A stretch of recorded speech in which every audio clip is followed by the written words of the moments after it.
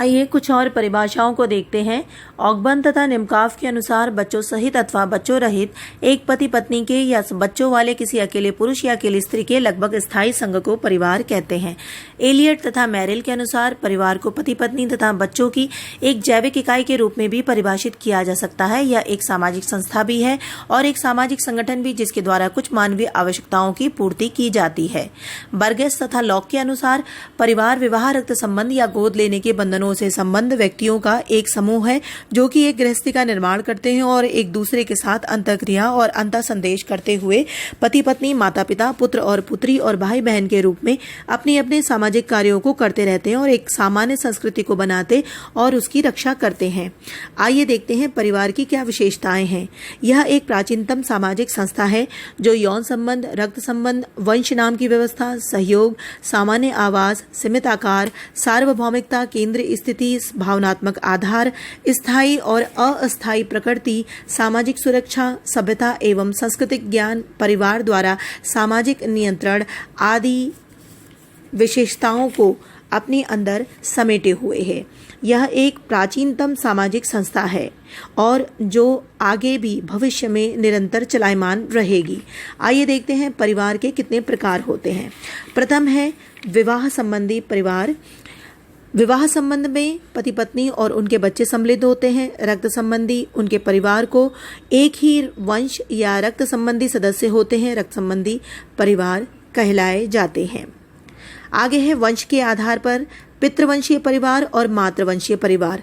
जिस परिवार का नामकरण पिता के नाम पर होता है उसे पितृवंशीय और जिसका माता के नाम पर होता है उसे मातृवंशीय परिवार कहते हैं। पितृवंशीय परिवार में पत्नी अपने पति के घर आकर रहती है और मातृवंशीय परिवार में पति पत्नी के घर आकर रहता है। सत्ता के आधार पर पितृसत्तात्मक परिवार और मातृ सत्तात्मक परिवार। जिस परिवार में पिता अथवा कर्ता की सत्ता होती है उसे पितृसत्तात्मक परिवार कहते हैं और जहां माता के हाथों में सत्ता होती है उसे मातृ सत्तात्मक परिवार कहते हैं। केरल में नायर परिवार मातृ सत्तात्मक परिवार ही है। निवास स्थान के आधार पर पितृस्थानीय परिवार और मातृ स्थानीय परिवार।